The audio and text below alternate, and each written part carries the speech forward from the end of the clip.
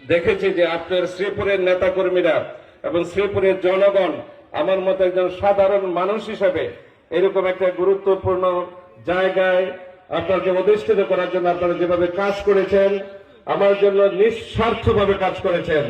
কাউকে কিন্তু আমি কেউ বলতে পারবো না যে তাকে আমি কোনোভাবে প্রভাবিত করে আমি কোন রাজনৈতিক কর্মসূচিতে নামিয়েছি। সবাই স্বতঃস্ফূর্ত ভাবে কিন্তু আজকে রাজনৈতিক কর্মসূচিতে আপনারা অংশগ্রহণ করেছেন। আপনাদের প্রতি আমার এই কৃতজ্ঞতা আমি জীবনে কখনো বলতে পারবো না।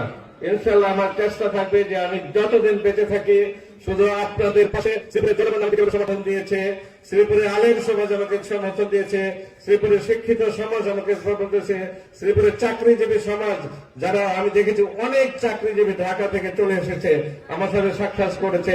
বিভিন্ন পেশার শ্রেণী পেশার মানুষ আজকে আমাকে যেভাবে আমাকে সমর্থন দিয়েছেন, যার উপযুক্ত আমি নই বলে আমি মনে করি, আমি তাদের প্রতি কৃতজ্ঞতা জানাই এবং তার সেই মূল্যায়ন আমি ইনশাল্লাহ অবশ্যই করব। সেই জন্য আমার যত বড় ঝুঁকি নিতে হয়, যত বড় কষ্ট করতে হয়, যত বড় পরিশ্রম করতে হয়, ইনশাল্লাহ আমি করব। আপনারা জানেন যে গাজীপুর সদরে, যেটা আমাদের নির্বাচনী এলাকার অংশ, গাজীপুর সদর যেখানে গাজীপুর 3-এর অংশ, মির্জাপুর, বাউলগড়, পিরোজলি, ওইখানে জনসংখ্যা 18 লক্ষ। 18 লক্ষ জনসংখ্যার জন্য একটা হাসপাতালও নাই, একটা হাসপাতালও নাই। আমি বলি, আমি গত 1.5 বছর একদিনের জন্য আমি ঢাকা জেলার জন্য কোনো জরুরি বিষয় ছাড়া একদিনের জন্য সকাল থেকে আরম্ভ করে রাত্রে 8টা-9টা পর্যন্ত আমি সাধারণ মানুষের সাথে মিশছি, সাধারণ মানুষের সমস্যা শুনেছি, সাধারণ মানুষ কি বলে, কি চায়, কি ডিমান্ড আমি জানি।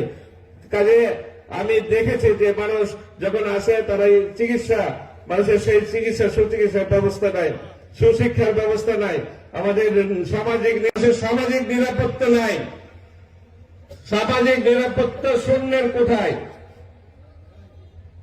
সামাজিক ন্যায় বিচার প্রতিষ্ঠিত করতে হবে, সামাজিক ন্যায় বিচার প্রতিষ্ঠিত করতে হবে, তা নাহলে হবে না। তাহলে মামলা, হামলা, সন্ত্রাস বন্ধ হবে না। কল্যাণকামী রাষ্ট্র প্রতিষ্ঠা করতে হবে, সত্যিকারের কল্যাণকামী একটি রাষ্ট্র প্রতিষ্ঠা করতে হবে, বৈষম্যহীন রাষ্ট্র প্রতিষ্ঠা করতে হবে।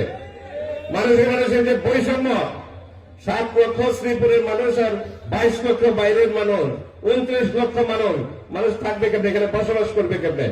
তাদের মধ্যে যদি সামাজিক সৌহার্দ্যপূর্ণ পরিবেশ তৈরি না হয়, এই 7 লক্ষ আর 22 লক্ষের মধ্যে সামাজিক সৌহার্দ্য তৈরি না হয়, তাহলে কিভাবে বসবাস করবেন এই এলাকায়? বলেন, ঝগড়াঝাটি ফ্যাসাদ লেগেই থাকবে। সেই জন্য আমি বলি যে সবাইকে সেই সৌহার্দ্যপূর্ণ পরিবেশটা আমাকে ফিরিয়ে আনতে পারবে, সেই সৌহার্দ্যপূর্ণ সামাজিক পরিবেশটাকে আমাদেরকে ফিরিয়ে আনতে পারবে।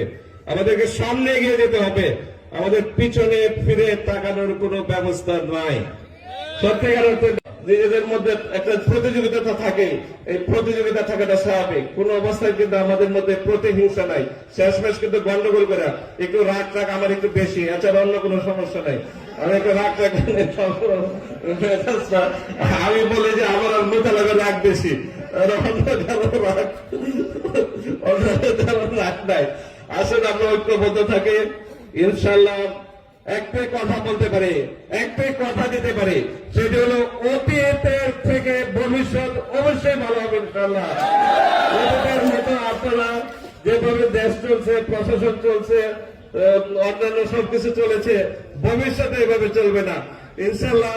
আমরা ঐক্যবদ্ধ ভাবে আমাদের নেত্রী দেশনেত্রী বেগম খালেদা জিয়া যে বাংলাদেশের স্বপ্ন দেখেছিলেন, আমাদের নেতা জিয়া রহমান যে বাংলাদেশের স্বপ্ন দেখেছিলেন, আমাদের নেতা জননেতা তারেক রহমান যে বাংলাদেশের স্বপ্ন দেখেন, আমরা সেই বাংলাদেশ ইনশাআল্লাহ আমরা সবাই ঐক্যবদ্ধভাবে সেই বাংলাদেশ গড়ব।